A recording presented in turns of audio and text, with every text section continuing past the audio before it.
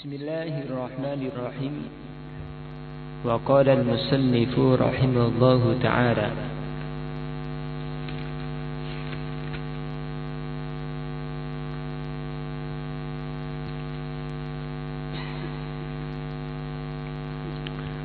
wa ikhtara ba'dul hukama arba'a kalimatin min arba'i kutub.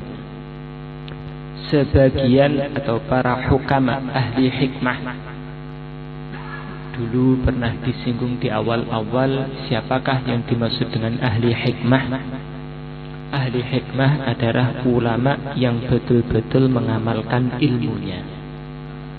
Kehidupan dia seperti ilmu yang dia miliki. Karena istilah ahli hikmah ini kadang-kadang di beberapa tempat maknanya berbeda. Kalau di Jawa Barat ini ulama ahli hikmah, itu maksudnya bukan seorang ulama punya pesantren, bukan. Maksud ahli hikmah itu yang ahli nyuwuk, itu namanya ahli hikmah. Kalau di Jawa Barat seperti itu. Jadi ada orang-orang yang mungkin punya penyakit bertahun-tahun nggak sembuh-sembuh, itu ada ulama ahli hikmah. Pertama saya bilang, apa maksud ahli hikmah? Ternyata bagian nyuwuk-nyuwuk seperti itu. Tapi kalau yang dimaksud dalam kitab ini, maksud ahli hikmah adalah ulama yang betul-betul mengamalkan ilmunya. Mereka menukil 4 perkara dari 4 kitab Allah. Yang pertama dari kitab Taurat, mereka menukil bahwa man radiya bima a'tahu Allah Ta'ala istaraha fid dunya wal akhirah. Bahwa siapa yang ridho nerimo ing pandum, menerima dengan senang hati atas apa yang diberikan Allah kepadanya, istaraha fid dunya wal akhirah, ia akan hidup senang di dunia dan akhirat. Dalam kitab Taurat ada nasihat. Di antara isi nasihatnya adalah ketika seseorang itu punya sifat qanaah, istilah Jawa nerimo in pandum urusan rezeki, maka hidup dia tidak akan susah. Hidupnya tuh nikmat, tidak akan capek-capek lagi. Kenapa seseorang itu hidup terasa susah, capek? Di antara sebabnya karena urusan rezeki dia belum merasa puas dengan apa yang ada, belum ridho dengan rezeki yang ada. Itulah yang membuat hati menjadi susah. Walaupun kelihatannya nikmat, hartanya banyak, tapi masih sumpah kehidupannya susah. Saking sibuknya mengejar rezeki, dia berangkat dikala istri masih tidur. Pulang-pulang istri pun sudah tidur. Kelihatannya rumahnya megah, hartanya banyak, tapi kehidupan tuh nggak harmonis, tidak ada harmonis dalam keluarga. Ketemu dengan istri cuma sebentar saja, itu pun sudah waktu capek-capeknya. Berangkat masih gelap, sudah berangkat istri masih tidur.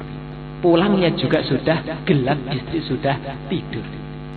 Saking sibuknya mengejar rezeki, kadang-kadang anak tidak kenal dengan ayah, nggak akrab sama sekali. Kenapa seperti itu? Di antara sebabnya karena dia belum puas dengan harta yang ada. Lalu bagaimana supaya hati kita tuh mudah qanaah urusan rezeki, tidak terlalu tomak membabi buta dalam urusan rezeki, tidak rakus urusan harta?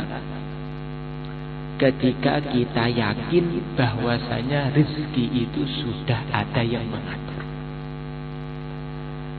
Kalau di pesantren-pesantren Jawa khususnya, ulama-ulama itu di Indonesia khususnya, atau mungkin di luar Indonesia juga mengenal kajian tasawuf itu standarnya 2. Yang standar tinggi ihya atau hikam. Kadang di radio itu ada ngaji hikam dari di Mojokerto sana. Syekh Ibnu Athaillah pengarangnya, beliau mengasih nasihat, jangan terlalu sibuk mengurus sesuatu yang sudah diurus. Jangan terlalu memikirkan, gelisah gara-gara sesuatu yang sudah ada yang ngurus. Maksudnya apa? Rezeki itu sudah ada yang ngatur. Maka jangan terlalu susah urusan rezeki, jangan terlalu pikir banyak. Saya punya teman itu, dia punya pengalaman. Pengalaman dia memang nampak betul rezeki itu sudah ada yang ngatur. Setiap orang itu sudah ada rezekinya masing-masing. Seorang laki-laki yang menjadi kepala keluarga sekedar lewatan rezeki saja. Dulu ketika dia awal-awal nikah, rezekinya alhamdulillah cukupan. Anaknya bertambah, pintu rezeki juga bertambah. Anaknya bertambah lagi, pintu rezeki bertambah lagi. Anaknya makin banyak, pintu rezeki makin banyak. Kalau saya ketemu salah seorang ulama di daerah Ngawi sana, daerah Parung, cerita tanda bukti memang kalau agama itu ketika seseorang kurban untuk agama, maka rezeki Allah Ta'ala mudahkan. Dulu ketika dia punya anak, tidak ada satupun yang mondok demi mendapatkan rezeki yang halal, banting tulang sampai merantau di Sumatera sana. Setelah anaknya satu lulus SMP dikirim pesantren, rezekinya mulai mudah. Anaknya dikirim pesantren, tambah lancar, jualan ayam potong, daging ayam potong, pelanggan sampai banyak. Tiga-tiganya mondok sampai kewalahan meladeni pelanggan. Anaknya lulus satu, nggak ada yang mondok, kurang satu, pelanggannya berkurang. Yang lulus dua, makin berkurang lagi. Lulus semuanya, pelanggannya hampir hilang. Memang pernah ada suatu kisah. Di zaman baginda Nabi ada dua orang bersaudara. Yang satu sibuk belajar ilmu, yang satu sibuk kerja.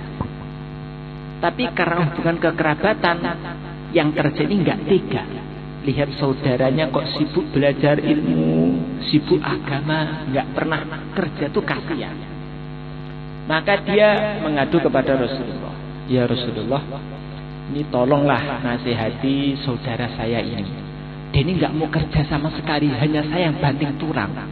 Dia sibuk belajar, sudah nggak mau kerja sama sekali. Minta dinasihati. Maka Nabi sabdakan, la'allaka turzaku bihi. Rezekimu itu lancar gara-gara kamu memikirkan saudaramu yang belajar ilmu, yang mengamalkan agama. Kalau dalam dakwah ada mudzakarah 13 pintu rezeki.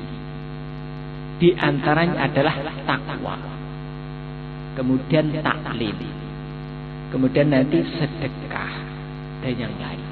Dari 13 itu 12 atau 11 semuanya kaitan dengan amalan. Yang kaitan dengan asbab cuma sedikit.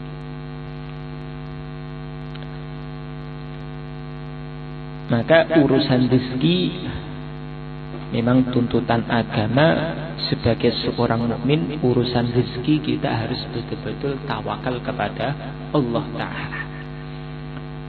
Ketika di hati kita ada sifat qanaah, nirimo ing pandum urusan rezeki, maka kegelisahan hati maka akan menjadi hilang. Kemudian yang kedua, dari kitab Injil dinukil, man hadama syahawat azza fid dunya wal akhirah, bahwa siapa yang dapat mengalahkan hawa nafsunya, maka ia akan hidup mulia di dunia maupun di akhirat. Ketika seorang manusia mampu mengalahkan tuntutan hawa nafsunya, maka dia akan mulia di dunia yang sementara ini maupun di akhirat. Seseorang itu hilang martabatnya kehormatannya tercoreng, akhlaknya menjadi rusak, sehingga di pandangan masyarakat dia orang yang hina. Sebabnya apa? Karena dia tidak bisa menundukkan hawa nafsu. Seseorang itu maksiat, akhlaknya jelek, bahkan menyakiti tetangganya, sehingga dikucilkan, dihina. Masalahnya apa? Karena dia belum bisa menundukkan hawa nafsu. Apapun keinginan hawa nafsu dia turuti. Akhirnya dia hina di dunia sementara, belum nanti di akhir. Sebaliknya, ketika seseorang itu mampu menundukkan hawa nafsunya, maka mulia dunia dan akhir. Kata para ulama, lihat sejarah kisah Nabi Yusuf dan Siti Zulaikha.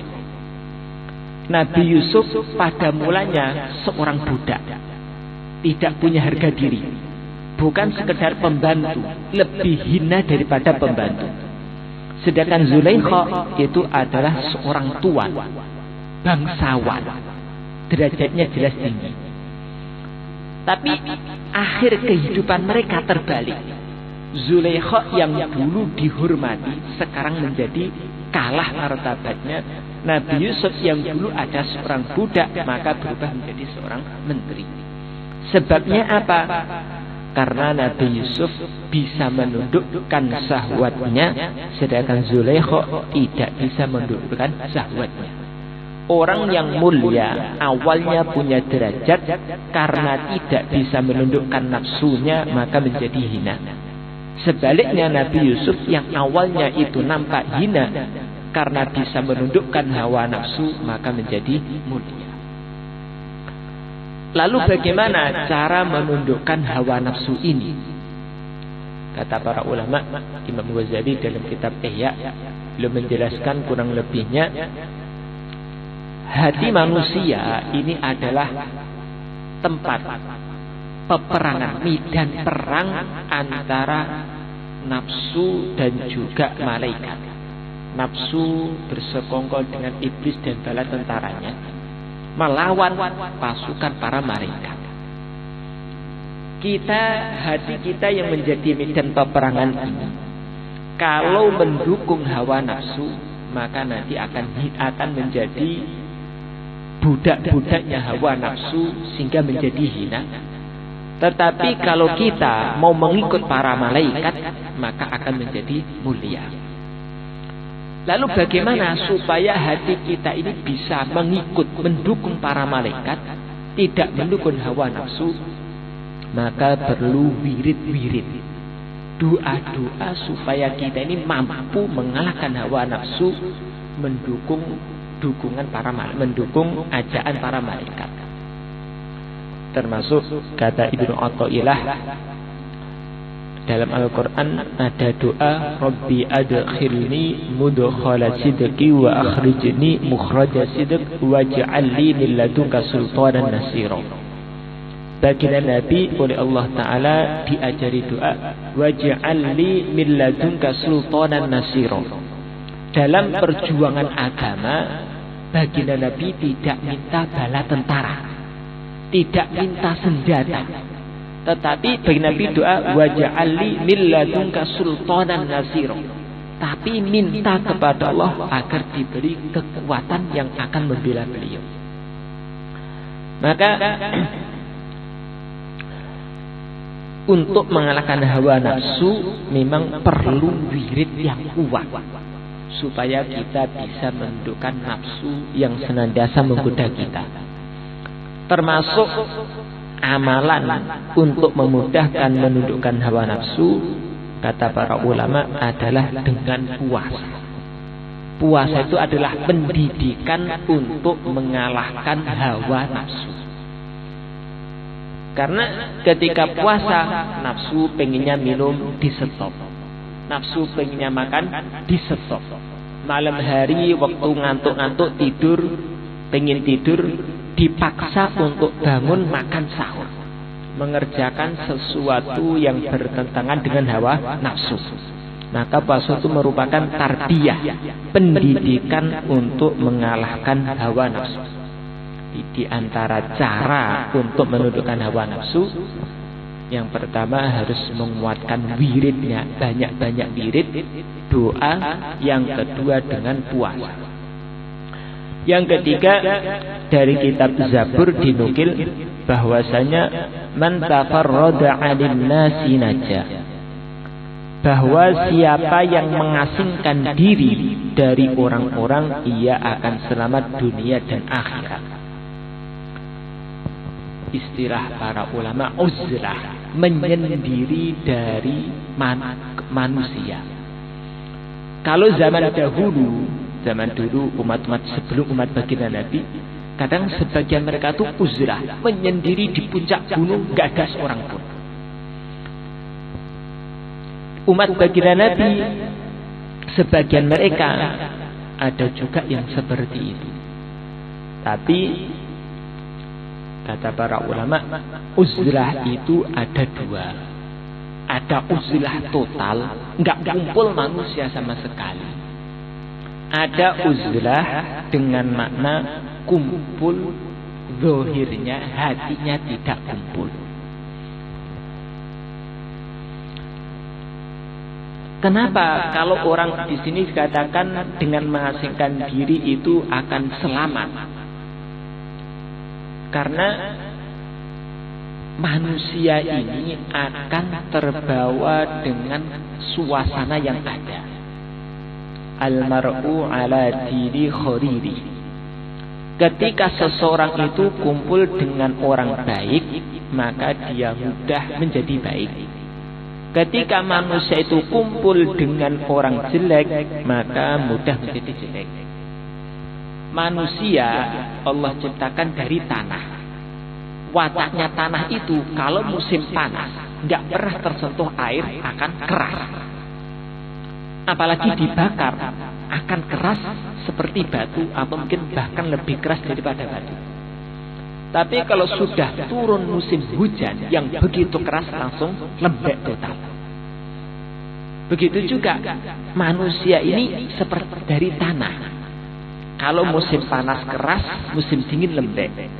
Maka manusia ini akan dipengaruhi oleh keadaan.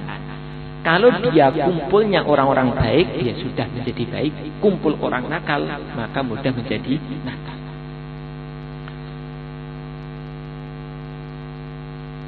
Arahan kalau dalam dakwah, kalau sekarang uzlah menyendiri di puncak gunung, ini suatu hal yang sulit. Maka para masyayikh dakwah itu membuat uzlah dengan cara tidak putus total, tetapi mengasingkan diri dari orang-orang yang dikenal. Keluar 40 hari ke daerah-daerah orang-orang yang gak kenal, sibuknya di masjid, sehingga nanti terbawa suasana baik jauh dari suasana jelek. Itu sebenarnya salah satu bentuk uzlah. Maksud uzlah itu adalah menjauh dari suasana yang buruk. Kalau zaman dulu ya sudah putus total dari hubungan manusia. Kalau para ulama masyayikh dakwah ya tidak putus total, cukup memutus hubungan dari suasana-suasana yang jelek, suasana-suasana yang mengajak kita serius urusan dunia, diganti fokus urusan agama. Bagaimana? Ya menjauh, meluangkan waktu 3 hari, 40 hari di masjid-masjid, di tempat yang kita tidak dikenal, sehingga kita ini selamat dari suasana-suasana yang buruk tinggalnya di masjid. Cuman setan juga tidak mau kalah. Mereka terus usaha untuk menipu, membujuk manusia. Akhirnya keluar 3 hari tapi masih pikir dunia. Setelah ketika khususipun bukan bicara agama, bicara bisnis, akhirnya keluar 3 hari itu bukan uzlah urusan dunia, nambah urusan dunia.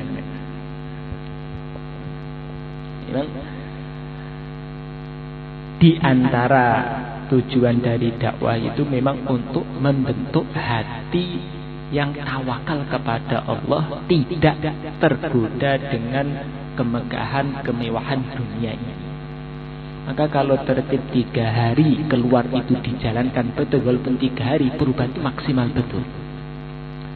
Tapi yang mampu menjalankan itu yang sulit. Tapi ya kalau nggak ada rotan akar pun jadi istilahnya. Daripada enggak istilahnya.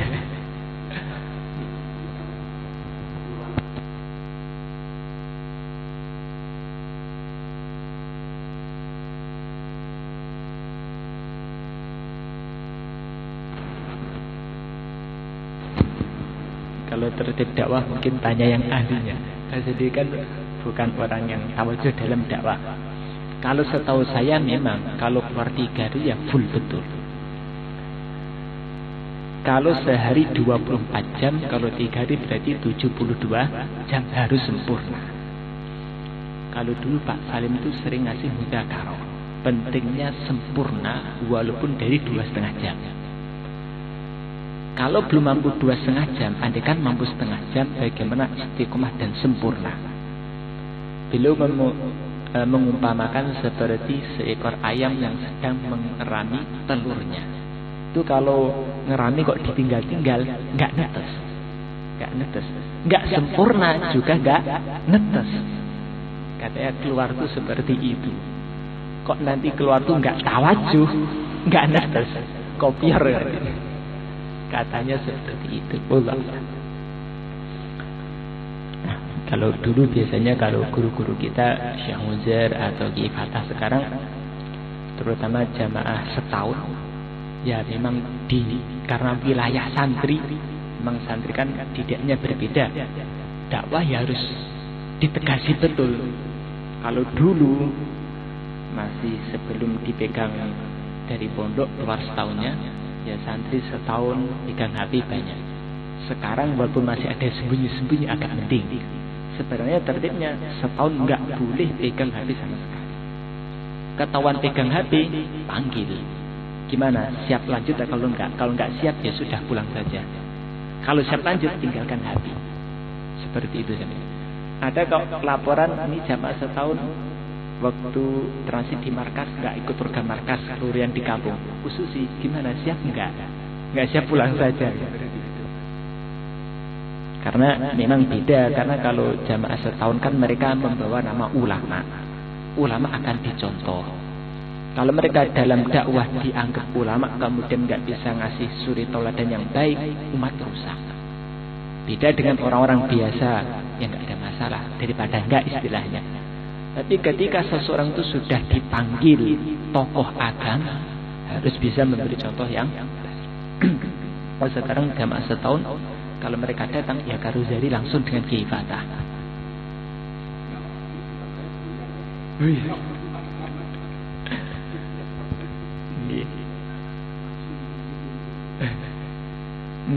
Memang dalam dakwah, dalam thariqah, dalam pesantren semuanya pendidikan. Namanya pendidikan akan berhasil ketika dilakukan dengan sempurna. Makin sempurna hasil makin maksimal, baik itu ilmu, zikir maupun dakwah.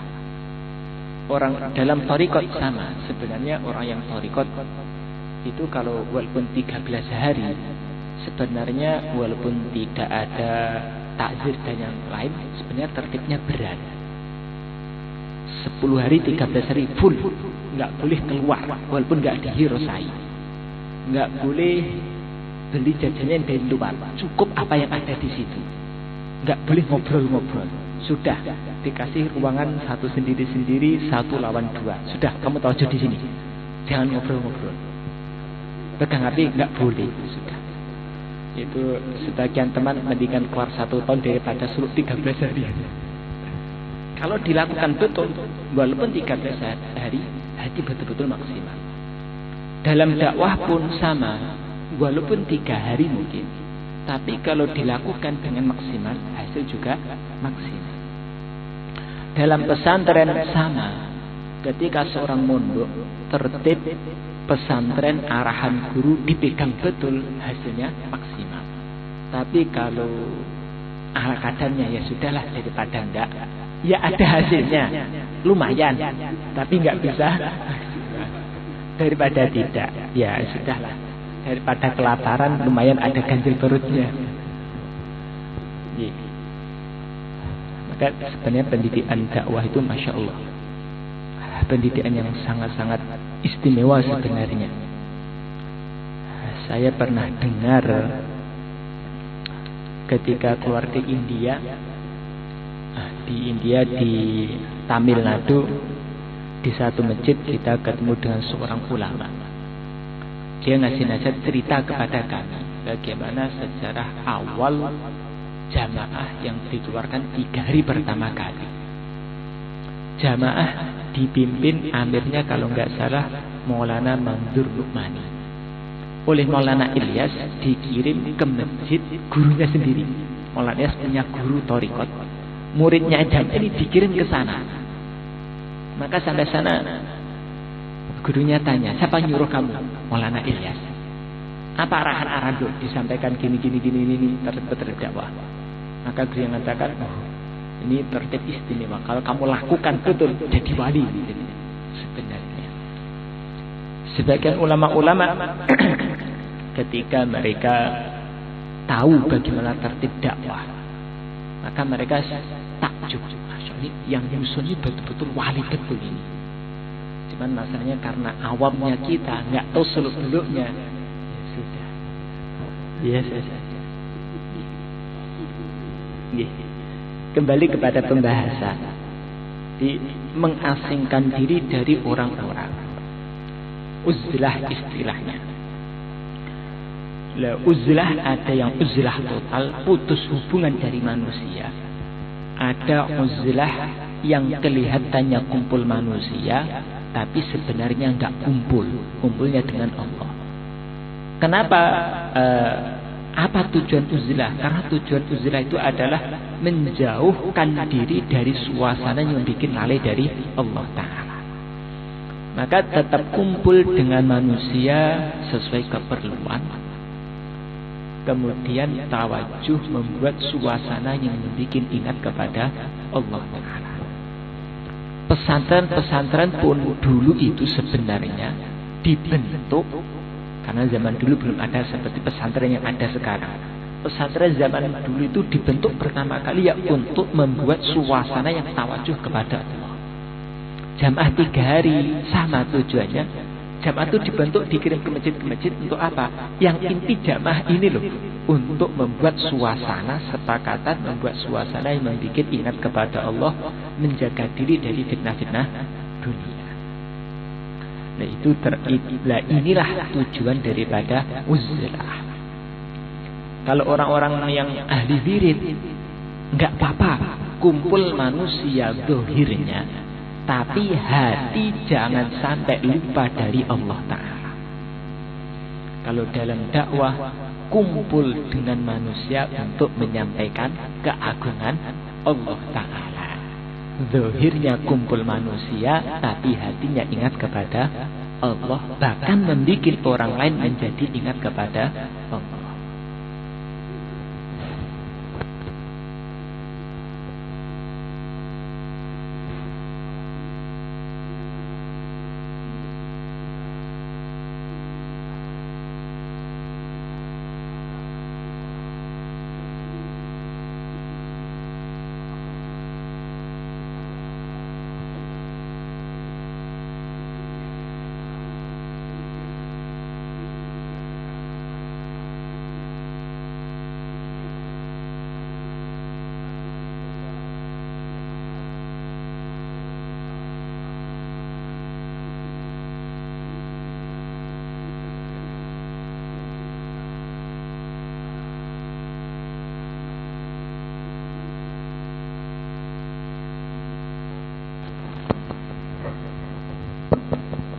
Kan ada istilah takwa, ada istilah fatwa. Menikmati kenikmatan dunia tidak dilarang asalkan sesuai rambu-rambu syariat. Istilahnya sesuai tertib syariat hukum fikih. Kalau fikih membolehkan halal, ya tidak haram, boleh saja. Tapi kalau tingkatan yang lebih tinggi ada istilah takwa. Kalau hal itu membuat kita tertarik dengan dunia walaupun halal, lupa dengan Allah, lebih baik ditinggalkan. Maka seperti mungkin ikram, jamaah datang di ikram, istirahatnya di apartemen. Kelihatannya bagus, tapi sebenarnya kita yang rugi, nggak dapat pahala iktikaf kalau itu masjid.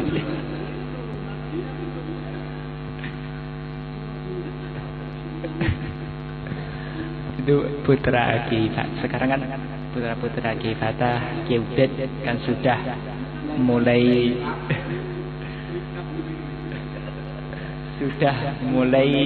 keluar sehari 3 hari. Kalau putra Kiai Fatah Gus Muhammad kelas 2 MTS kalau nggak salah, sekarang ya keluar 3 hari, biasanya di Masjid Al-Masrur. Kalau putra Kiai Ubed Gus Gus Fatih ya sudah dilatih keluar 1 hari. Itu bayan hidayahnya dari beliau. Nanti di masjid tempatan tidak boleh istirahat kecuali di masjid. Walaupun di masjid ada kamar khusus, tidak boleh. Harus di tempat masjid yang biasanya jamaah pakai, tidak di tempat khusus. Itu bayan hidayah khusus. Putra-putra beliau dihidupkan.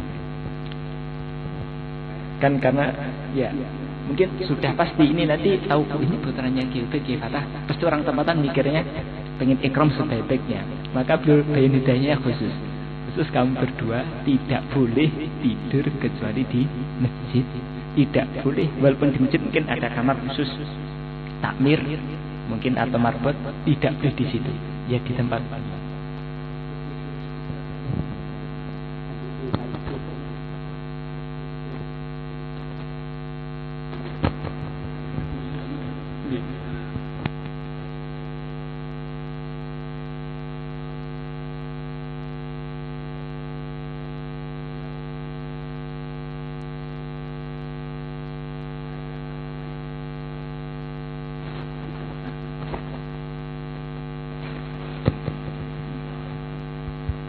Memang kalau masjid Rangkil yang cat merah kan yang sebelah utara itu cat merah dan putih.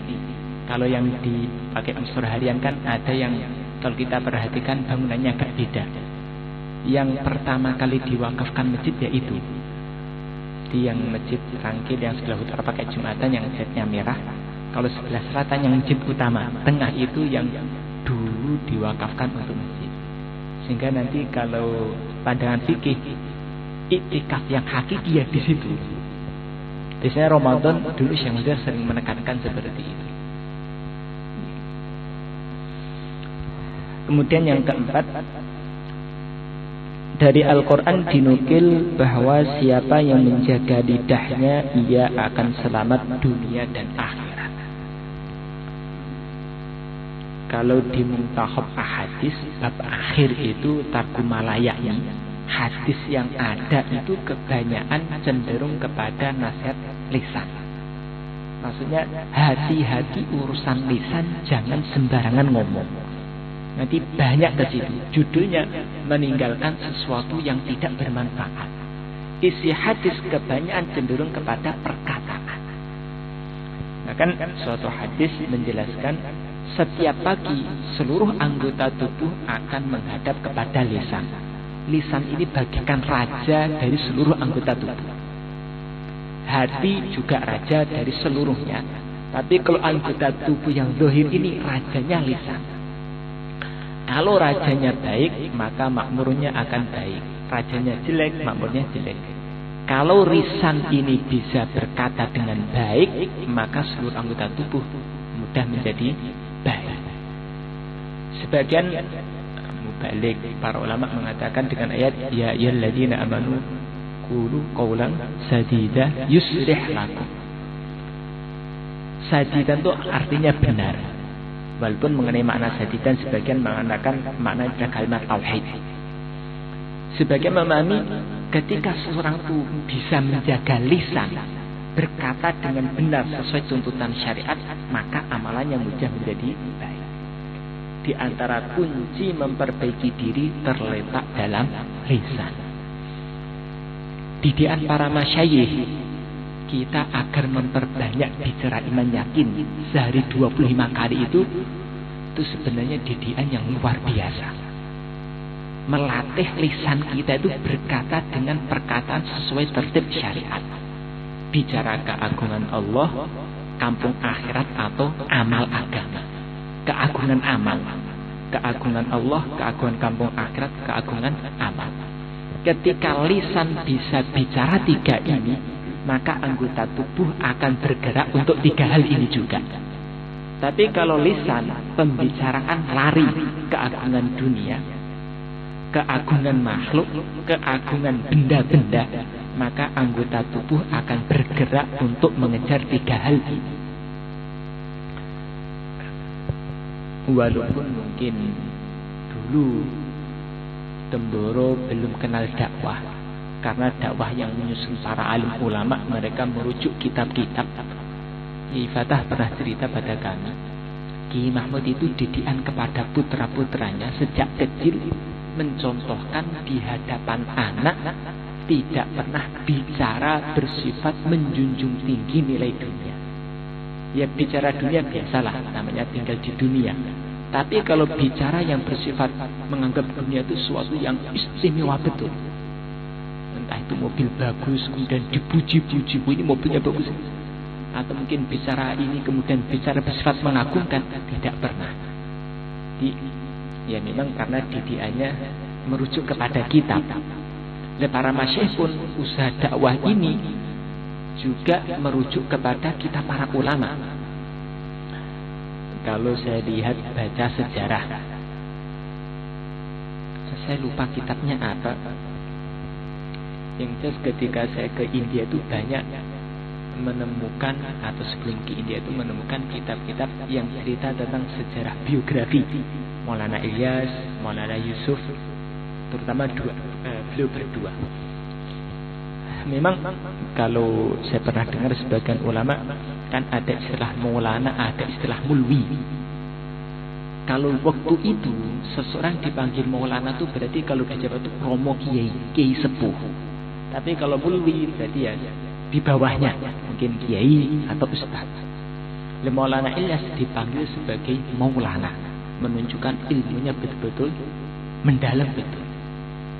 Bahkan saya pernah baca atau dengar, walaupun Maulana Ilyas waktu itu umur masih muda, ketika ada pertemuan ulama, banyak ulama-ulama yang lebih sepuh daripada beliau, ketika sholat mereka segan dengan Maulana Ilyas, nggak mau ngimami kalau di situ ada Maulana Ilyas yang umurnya sebenarnya di bawahnya, minta beliau yang ngimami.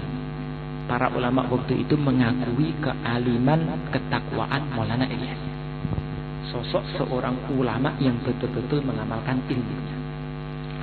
Urusan wirid, beliau juga ambil thariqat Naqsabandi. Kalau nggak salah mursyid beliau Syekh Abdurrahim Ar-Raiburi.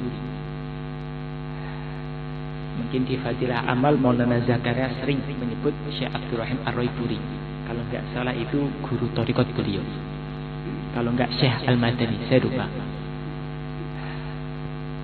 Urusan wiridnya kuat, urusan ilmunya juga kuat, amalannya juga bagus.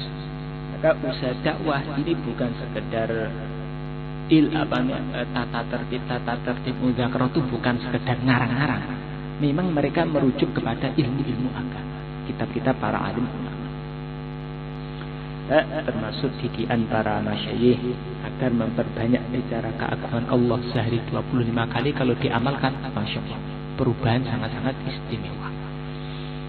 Kalau saya pernah dengar salah satu alumni Pakistan itu, kalau santri-santri yang mondok di Rewin itu, jadi bahkan jadi muhasabah karena dari amalnya itu sehari bicara iman yakin minimal 40 kali, bukan 25 kali. Mereka menyampaikan kepada saya, kalau nggak berani dengan manusia, dengan binatang masih nggak berani juga, sudah dengan tembok saja. Kenapa begitu mementingkan? Karena ini kaitan dengan lisan ini. Kalau lisan itu tidak dibiasakan bicara kebaikan, akan bicara kepada keburukan. Nanti kalau lisan itu bicara keburukan, ya sudah anggota tubuh bicaranya keburukan. Ketika lisan ini bicara merendahkan seseorang, maka nanti anggota tubuh bersikap merendahkan orang lain, akan beruntutan. Maka para masyayikh suruh bicara iman yakin, zikir pagi petang, baca Al-Quran, supaya lisan ini terbiasa sibuk dengan bicara kebaikan. Itu suatu pendidikan untuk memudahkan anggota tubuh mudah diajak amal kebaikan. Jadi tadi ada 4 nasihat dari para ulama yang betul-betul berpegang teguh dengan agama. Yang pertama, pentingnya kita qanaah. Urusan rezeki bagaimana nrimo ing pandu. Bagaimana caranya? Ya kita harus menanamkan keyakinan bahwa rezeki setiap orang itu sudah ada takdirnya masing-masing. Kemudian yang kedua, kita harus bisa menundukkan hawa nafsu. Bagaimana caranya supaya mampu menundukkan hawa nafsu? Pertama, wiridnya harus kuat. Pikir pagi petang, kalau di Temboro, santri-santri Temboro arahannya ke ayat, selain pikir pagi petang dari para masyayikh, ayatul hirzi dan istighosah. Itu termasuk amalan pokok guru-guru kita di Temboro yang menjadi amalan inti, sehingga seluruh santri harus betul-betul mementingkan ayatul hirzi pagi petang, habis subuh atau sama habis maghrib. Kalau nggak bisa habis maghrib, bisa dilakukan habis asar atau habis isya. Tapi jangan sampai masuk waktu zuhur belum baca ayatul hirzi, kemudian sore hari jangan sampai tidur sebelum baca ayatul hirzi. Ini benteng semuanya. Ayatul hirzi, ayat-ayat untuk penjagaan. Penjagaan dari apa? Dua-duanya. Kalau ibadah nasihat, ketika kalian baca ayatul hirzi, niati untuk menjaga diri dari kemaksiatan. Bukan sekedar menjaga diri dari bukan sekedar menjaga diri dari musibah-musibah zahir. Walaupun banyak juga pengalaman santri barokah ayatul hirzi terjaga dari musibah-musibah zahir, bencana. Kemudian untuk mengalahkan hawa nafsu, yang kedua kita latihan menjaga puasa. Jelas yang inti puasa fardu, ditambah puasa-puasa sunnah. Termasuk Sayyidina Abu Hurairah diwasiati Rasulullah secara khusus, setiap bulan jangan sampai meninggalkan puasa 3 hari setiap bulan. Kemudian yang ketiga, pentingnya kita uzlah. Uzlah tidak harus uzlah putus hubungan dari manusia, tapi yang inti adalah uzlah mengasingkan diri, menjauhkan diri dari suasana-suasana yang jelek. Memang ini juga suatu pengorbanan. Kita dalam dakwah dituntut untuk berbaur dengan masyarakat. Itu juga suatu hal yang berat, karena tidak setiap masyarakat itu baik. Tapi kalau kita nggak mau berjuang berbaur masyarakat, mengajak mereka yang baik, maka kita yang akan kesulitan menjaga diri dari suasana-suasana yang buruk. Maka termasuk bentuk uzlah, menjaga diri, mengasingkan diri dari suasana yang buruk. Kalau dari para syekh dakwah kita, ya kita membuat suasana baik dengan memakmurkan masjid, menghidupkan amal masjid. Kemudian yang keempat, pentingnya menjaga lisan dari bicara sia-sia, lebih-lebih dari kemaksiatan, perkara-perkara yang jelek. Supaya kita mudah menjaga lisan dari kata-kata yang jelek, maksiat, bagaimana? Sibukkan diri dari bicara kebaikan. Kalau nasihat, mungkin dalam bayang sering dinasihatkan, umur ini akan terus berjalan. Kalau kita tidak sibukkan dalam kebaikan, ya akan habis juga, tapi bukan untuk kebaikan. Begitu juga lisan ini, kalau lisan ini tidak kita gunakan bicara kebaikan, ya nanti akan bicara urusan keburukan. Bagaimana empat hal ini kita jaga betul sehingga kita bisa mengamalkannya. Insyaallah.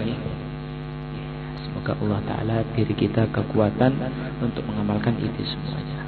subhanallah, asyhadu an la ilaha illa anta, astaghfiruka wa atubu ilaik. Assalamualaikum warahmatullahi wabarakatuh.